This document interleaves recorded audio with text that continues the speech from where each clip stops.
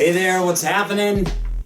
You know the face, you know the name, Coach Chris, Team Critical Bench. Okay, we're going over more questions from Facebook. These are some, I got just hammered with some really great questions.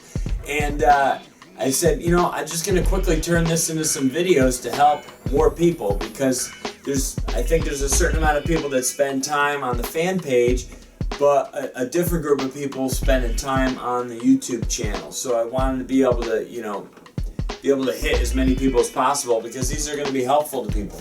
A question I got from Richard Bowers. I had a really heavy chest day and felt pain in my wrist in the next day, or the next day.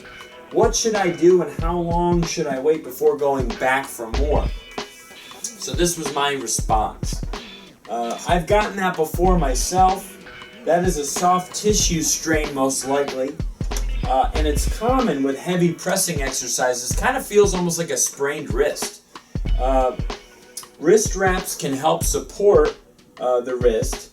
With heavy bench press, many guys let the bar sit back too far. Okay, back too far.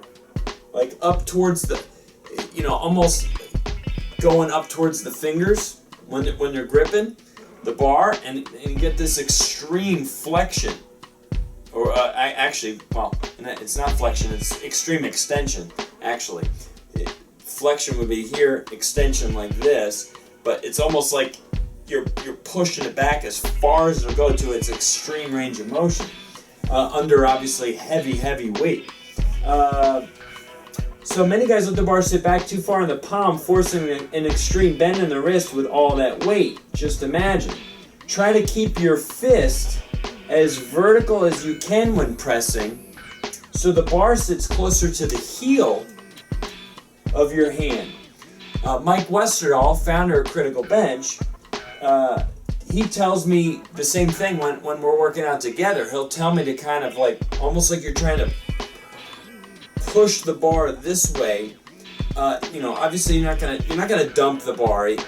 I'm an advocate too of wrapping the thumbs and not going with that thumb back on the bar grip. I'm not a fan of that at all. Get your hands around the bar and try to go more vertical with your wrist when under that kind of weight. It has helped me with my bench, along with many other things that he's recommended. And this is coming from a guy who's worked with 400, 500, 600 pounds on the bench, so he knows what he's talking about. Ice those wrists. That's the other thing. And give them a few extra days before pressing again. Ice is great. It reduces inflammation, helps reduce swelling, helps promote healing, okay? And it's a pain reliever, pain reducer. And then just listen to your body. Be smart.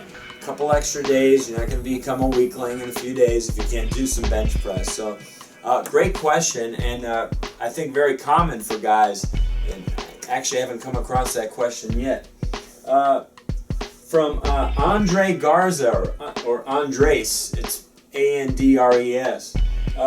Haven't done squats in about a year and a half. Is it okay to do squats on the Smith machine until I feel ready to get on the real squat rack?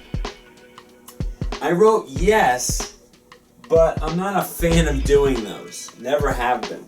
The Smith is good for a few movements like shrugs, some presses, and maybe even some split squats where you're just really moving vertically, you know, up and down. Squatting's a little different, okay? Because of the foot position, right? So the foot position for traditional squats is a particular way based on, obviously, the individual's needs, but it becomes abnormal underneath a Smith machine because you have to really step out forward. It forces your body almost into an angled position, almost as if you're doing a hack squat, but it's not really a hack squat either. I'd much rather see someone do dumbbell front squats, you know, where you hold either a couple dumbbells up here or one very heavy dumbbell. I mean, you could pick up a 120, 130, 140 pound dumbbell and hold it up here on your chest with both the heels of your hands underneath the plates. Or you could go with a single dumbbell in each hand, grab a 60 in each hand, grab a 70 in each hand, and do front dumbbell squats. Or stability ball squats is a nice kind of reintroduction to doing squats. Throw the ball behind you on the wall, put some heavy dumbbells in your hands. This is for somebody who's concerned with their knees, with their lower back, the reaction of their body to the squat. The stability ball squat takes a lot of those things out of the equation. You're still able to carry some extra weight in your hands, and do some squats, some rep work there with 50s or 60s in your hands, and that'll wake your legs back up real fast. Let's see here.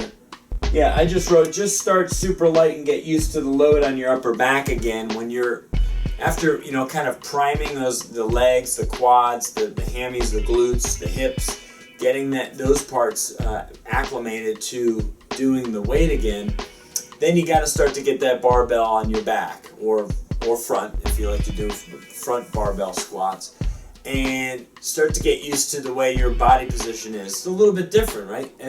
Everything's a little different. When you switch the bar to the front to the back, if you switch the weight from up high to down low, your body has to compensate and deal with that, right?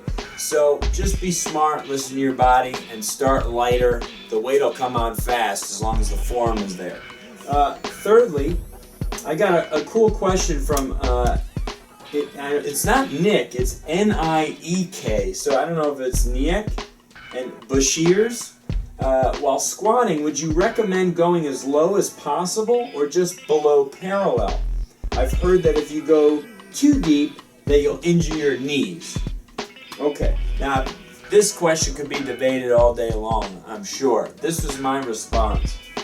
Deep squats are preferred, but not always possible, depending on the individual. We all operate within a particular range of motion, ROM, right? And sometimes parallel is the best that you can get from guy A, but guy B can go ass to grass no problem without tucking his butt or putting his spine at risk. And then I included a video that shows me doing a really cool drill. It's kind of a prying drill, but it goes beyond just prying. It's actually just getting you to stay down in the hole and far below parallel for an extended period of time. It's great for opening up the hips, for waking up the knees and getting this really good spinal alignment, really trying to get vertical in a down position. I actually attached the video to my response. You have to check it out. The name of the video is Power Out of the Hole, and then it says squat drills for stronger legs and hips. So it's some stuff that I've been doing for the last year plus, and it's really helped me just feel more powerful and stronger in the bottom, and pain-free doing it. I don't work with super heavy weight like I did in my early 20s and stuff. I lift because I love to lift. I like to push myself, but I'm not doing the crazy heavy weights anymore. But my body still feels pretty good when I want to push it a little bit harder.